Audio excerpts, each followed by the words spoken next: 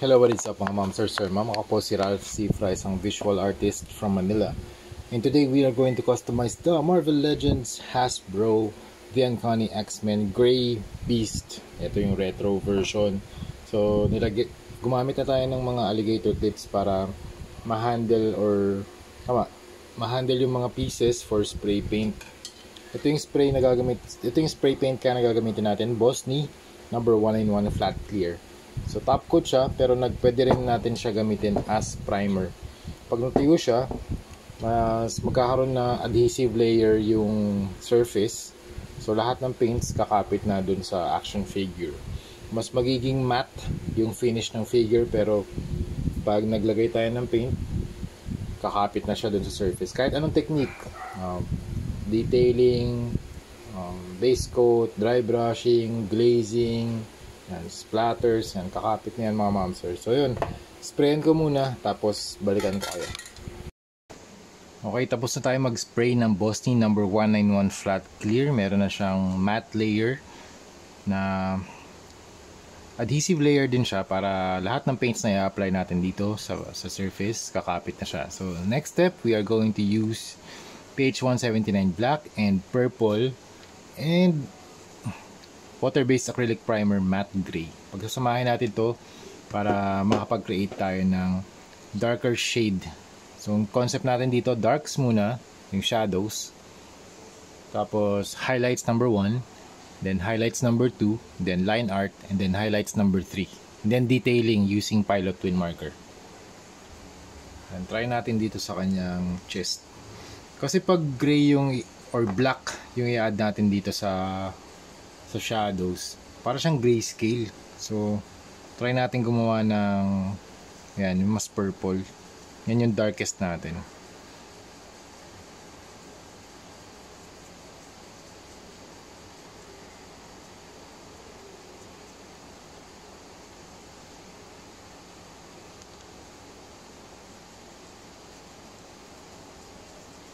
Yan. So yan, usually dyan sa chest, sa ilalim ng chest, yan yung pinaka dark.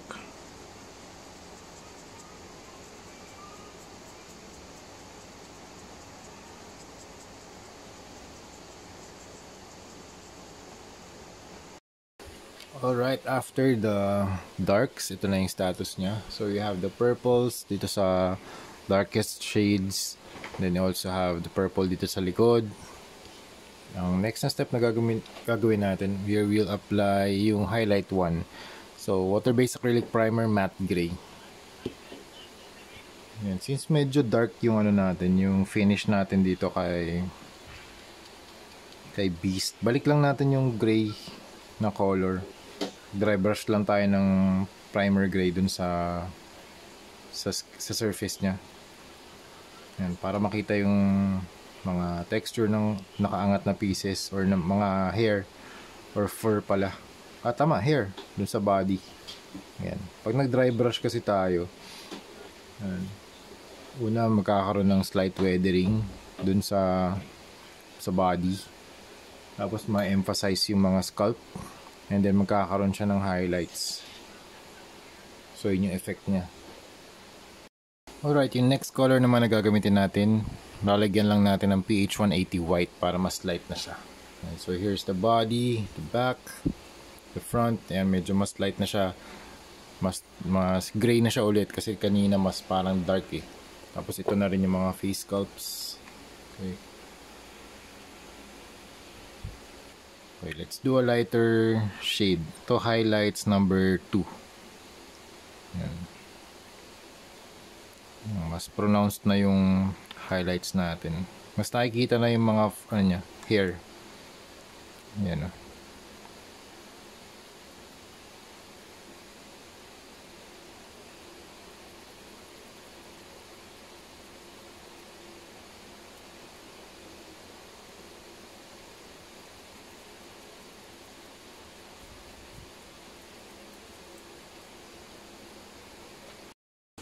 Alright, after all the groundwork or the paint, dry brushing, ito na yung status niya. So you have the heads, the alt heads, there you go. And here's the body. So you have the front, the back. Tapos itong kanyang shorts, ilagyan ko na rin ng shadows and one layer of highlights. Fully cured na rin to. Ilang hours ko ba ito pinatuyo? Siguro mga 12 hours. Yan. Tapos ang gagawin naman natin dito, mag-a-apply na tayo ng black for line art. Yan. Try natin dito sa head niya. Usually yung mga dark areas yan, under the eyebrows or yung sa eye socket. Yan.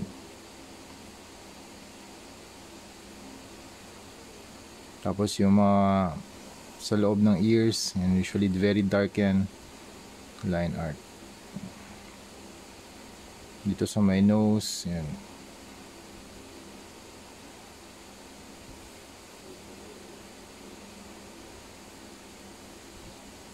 Yan. Tapos sa body naman, gagamit tayo ng mas malaking brush. Yan. Lagay natin dun sa mga pagitan ng kanyang chest. Yan. Tapos fifilik lang natin yung brush para meron pa ring, para nagte-taper yung line. Yan.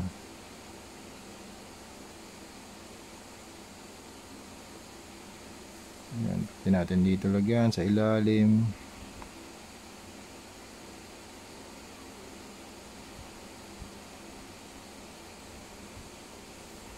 Tapos dito sa may leeg, sa may kanya neck muscles, okay.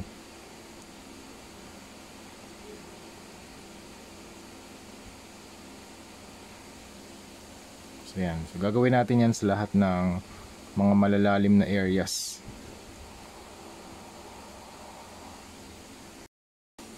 Okay, we are done with the line art. So here's the body, the front, the back, and then we have the faces, the head sculpts, mas close up. Okay. Ayan. Tapos dadagdagan pa natin siya ng line art using Pilot Twin Marker. Pilot Twin Marker has two points, fine and extra fine. Yung extra fine yung gagamitin natin. Okay, try natin dito sa chest. We can do something like this. Yung mas fine na lines. Ayan. Ito rin sa gilid. Ayan.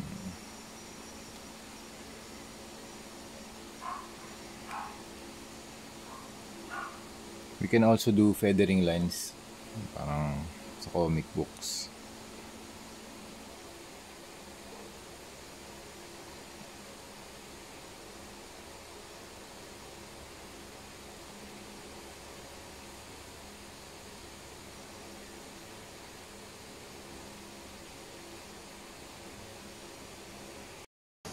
So yun mga ma'am sir, tapos na yung ating beast project na gray version. So ito yung front, there's the back, tapos ito yung side, and the other side.